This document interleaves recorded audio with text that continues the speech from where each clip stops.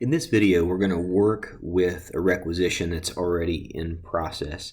If you haven't had a chance to look at the Making Requisitions video, go take a look at that first and then come back. So after we've got a requisition in the system, we may want to go back and look at it. We may not know, we may need to provide some information. We may be curious about its progress. Is it getting approved? What does the approval process look like? Or we may have a change to make.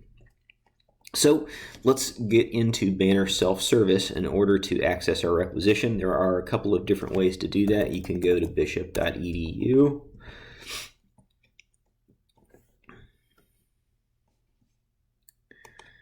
And actually what I've learned is that if you try to go to bishop.edu with your VPN on, there's a problem. I don't know why. It doesn't make a lot of sense to me. But for some reason, this particular URL, bishop.edu, the VPN just does not like it.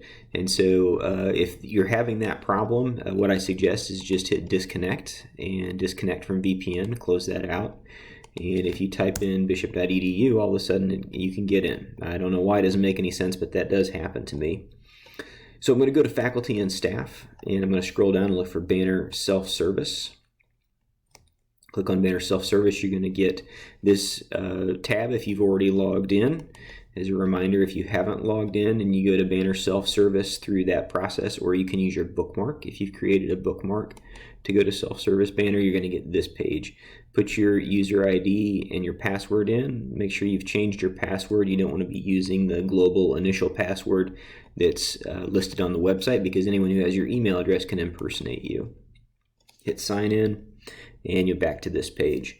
So if you're working with or wanting to look at requisitions that you've sent, you're going to go to the Finance tab. You can go here or you can go here. It's the same place. You get to this third link on this page, My Finance Recs and Journals, My Finance Queries, Recs and Journals, and click on Requisitions. Okay, in a previous video, I created this requisition. It's sitting in the pending recs queue. And I want to go in and take a look at it because I realized the price or the quantity that I put in there is inaccurate.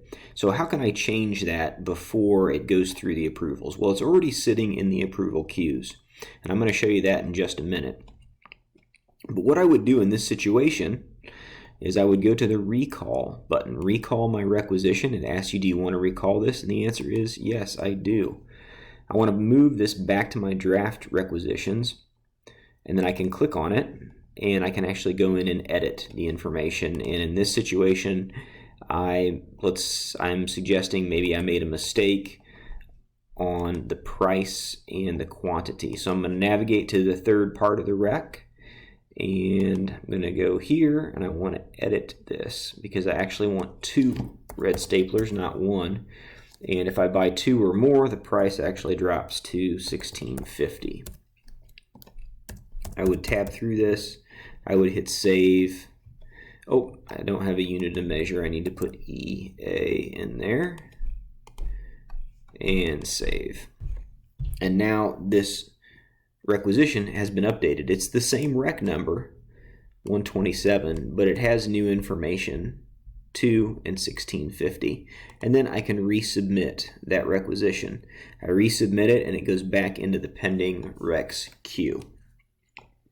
So that is one way to work with a requisition. But let's say you are curious about the progress of this requisition. Who has it? Who should be approving it? Those are pieces of information typically we all want to know because we want to monitor the progress of our spending requests in the system. And we don't want to be sending lots of emails around to many different people asking them to please approve my rec, because everybody's very busy and people are learning to go in and check their approvals regularly. But sometimes there's an urgent situation and you do need to make that phone call to ask someone to quit going and approve something. And the nice thing about self-service is you don't have to be on campus. You can get to self-service off campus at your home computer. You can get to self-service on your cell phone and go in and approve requisitions. But you can't look at attachments. In order to look at attachments, you have to be connected either with VPN or on a campus computer. Well, if I go back, if I hit My Finance right here and I go back to the main self-service page, you're going to see some other buttons aside from Requisitions, and one of those buttons is Approve Documents. So this is an important button for you if you're going in to find out what's going on with a requisition. Now, if you go into Approve Documents, it's going to default with your A number, and it's going to default as user ID as the next approver. And so if you're checking to see if you have requisitions that you need to approve, the default selections are what you want to use. Do I have any requisitions that I need to approve right now? It looks like I do. I do have a few requisitions that I need to review and approve. Okay, I'll do that in just a minute.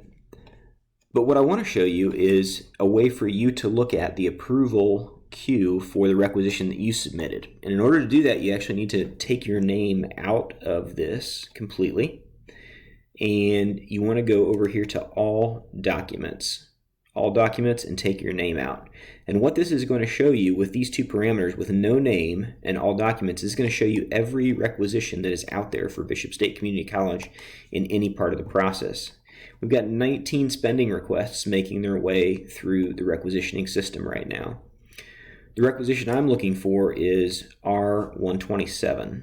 R127. There it is. And that was one that I submitted in an earlier video. We've just updated it, so that updated information is shown here. The queue button that you're going to look for to see what's happening is under the History column. So if you find your requisition, and you find the History column, and you click on this guy right here, it's going to pull up a window that shows you what's happening with your requisition. Right here we've got approvals required. We're waiting for Michelin Thomas to approve this requisition. Why? Because Michelin, as the administrative person, is handling the basic approval requests for the business office as fiscal management. She's set up for this particular queue, which is associated with the requisition that I sent in. After Michelin approves it, then typically it will go into an administrative queue. And today, because our comptroller is out of the office, our comptroller is not showing up here, but typically our comptroller will be at level 10 in the approval process, looking at the accounting, making sure that this is being coded correctly. And then it'll come to me, and I'll look at the compliance. And once those approvals are granted, then that requisition will be sent to the purchase order phase, and it'll get processed out. So this is one way for you to go in and look at where your rec is sitting, who has it, who still needs to approve it, and that'll allow you to make some phone calls if you need to do that. Now, what if I just want to get rid of my requisition altogether? What if I realize, you know what, I don't need to buy that. I just found a red stapler in my desk. I thought it was missing, but now I have it. Well, you can actually go in and just get rid of your requisition altogether. So you go back to the pending rec queue, you click on it, you hit recall my requisition, it sends it into your draft, you go into your draft, and now instead of recall, you actually have the option to delete. I'm going to go ahead and delete this requisition. And it's done. Of course, once your requisition gets through all of the approvals, it will drop into the completed rec. It'll drop out of the pending and drop into completed requisitions, and then you'll be able to go in and view the completion of that. And within 12 to 24 hours of a completed requisition right now, we're converting those to purchase orders. In the future, when automation is up and running, of course, that'll be much faster. We don't have a timeline for that.